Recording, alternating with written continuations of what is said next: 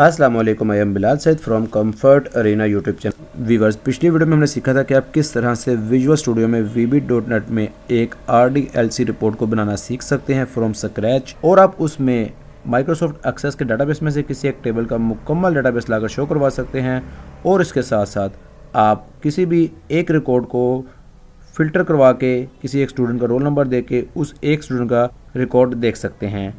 अगर आपने हमारी पिछली वीडियो नहीं देखी तो आप पहले हमारी पिछली वीडियो देख लीजिएगा, उसके बाद आज की वीडियो कंटिन्यू कीजिएगा।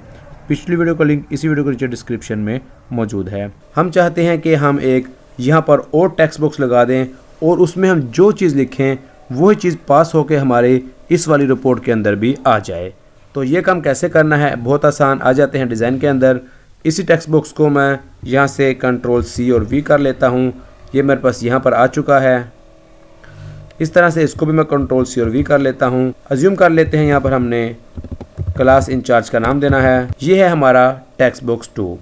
अब हमने ये जो रिपोर्ट है इसके अंदर आ जाना है। Alt+Ctrl+D मैंने यहाँ से दबाया है। रिपोर्ट डाटा शो हुआ है, पैरामीटर्स है, राइट क्लिक करूँगा, ऐड पैरामीटर पे आ जाऊँगा।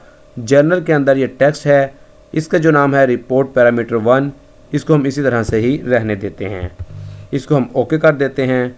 अब हम क्या करते हैं कि इसको थोड़ा सा नीचे कर लेते हैं और यहाँ पर इस तरह से राइट क्लिक करके इंसर्ट कर देते हैं एक अदर टेक्स्ट बॉक्स, और इस टेक्स्ट बॉक्स को इस तरह से करके हम यहाँ पर इस तरह से कर लेते हैं।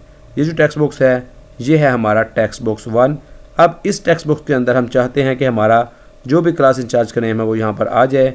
इसके बैकग्राउंड को हम थोड़ा सा इस तरह से कर लेते हैं ताकि खूबसूरत हो जाए। यहाँ पर इस तरह से राइट क्लिक करेंगे, आ जाएंगे एक्सप्रेशन के अंदर, पैरामीटर्स भी आ जाएंगे। ये जो रिपोर्ट पैरामीटर 1 है, डबल क्लिक किया मैंने, यहाँ पर आ गया, ओके किया है तो ये मेरे पास यहाँ पर आ चुका है।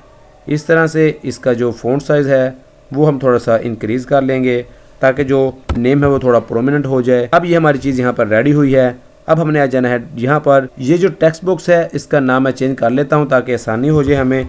इसका नाम है टी बॉक्स इंचार्ज। अब मैंने ये जो है शो रिपोर्ट का बटन, इस पर डबल क्लिक किया है। अब हमने यहाँ पर 2 लाइनें मज़ीद लिखनी है। इस जगह पे इस तरह से मैं लिख लेता हूँ param 1 as new report parameter. Report parameter का जो नाम है वो यहाँ पर हमने ले लेना है। ये जो हमने रखा था यहाँ पर इस तरह से, इसको मैं राइट क्लिक करके आ जाता हूँ एक्सप्रेशन में। यहाँ से रिपोर्ट पैरामीटर 1 इसको मैं कॉपी कर लेता हूँ। हमने ये जो चीज़ है ये हमने भिजवानी है।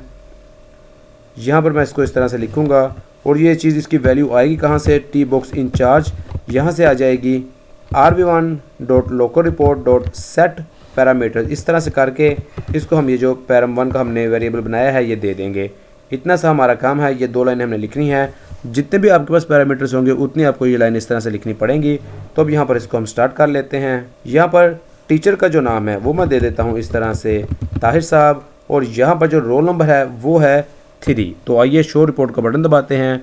तो आपने देखा कि यहाँ पर ये जो मैंने दिया था ताहिर साहब ये यहाँ पर आ गया, और ये जो हमने रोल नंबर दिया था इसका रिज़ल्ट हमारे पास यहाँ पर आ गया।